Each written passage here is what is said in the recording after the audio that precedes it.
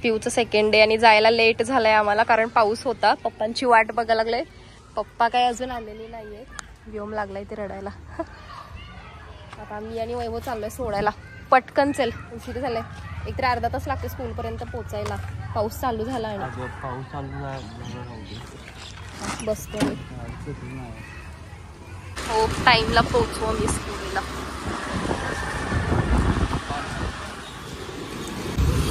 ए त्याला उचलून ठेव की पिहूला. आलेत पप्पा तर रिक्षातून जातो. चल पिहू चढ चढ चढ चढ चढ चढ चल चल चल चल. सगळं लेट झालं 5 मिनिट लेट सगळं स्कूलला पावसामध्ये.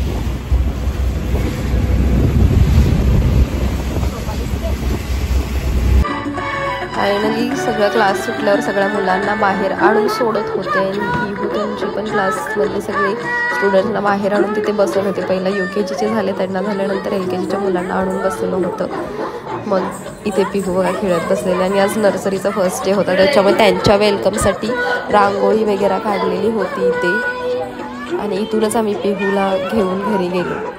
स्कूलला थांबून 2 तास घेऊन चाललं एवढ्या उन्हात.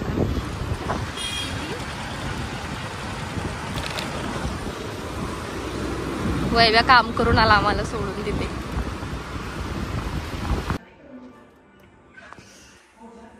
बैल पोळा.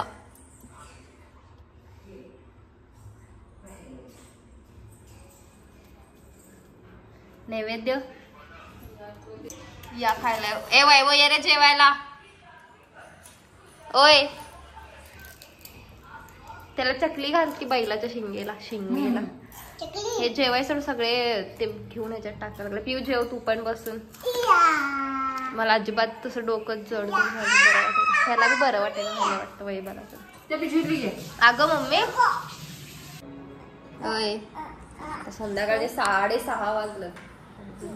आणि माझी तब्येत कम्प्लिटली वीक झाली आहे, बिघडलेली आहे. खूप ताप पण आल्यासारखं वाटायला मला.